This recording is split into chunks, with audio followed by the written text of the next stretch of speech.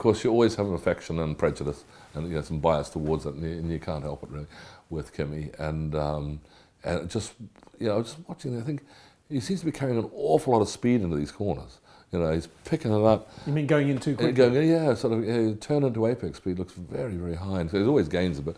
And then that's fine. There'll be times when you do want to gain on some people, but you do suffer a bit when it comes to wanting to rotate the car after that, because you're carrying the speed in. It's almost, you've got to keep a bit more weight on the nose sometimes to get that rotation. And those corners are going on a bit too long, and then, which is not good for tyre wear.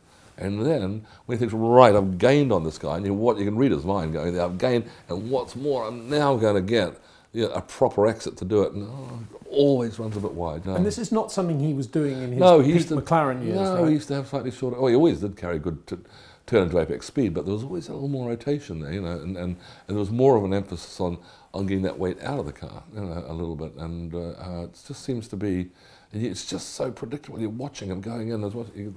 So what do you think that is, Rob? Do you think that's just a bad habit that's just grown over a period of time that he hasn't noticed? Yeah. Well, it's a habit. It can sometimes be good if the rest of the corner doesn't keep going on this way a bit longer. If it opens out a little bit, but if we assume the problem is the lack of mid-corner manipulation, rotation, then that is a habit that he's got. Should be thinking about it, because he's going to always then have, little. The corner's going on for a bit longer, so it's going to wear out all the tyres a bit more, front or rear, and it's going to hurt the front somewhere.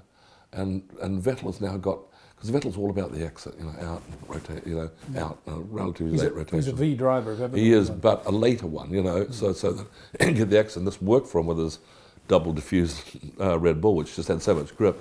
When he didn't have the double diffuser up against Danny Ricciardo, it was a bit unstable.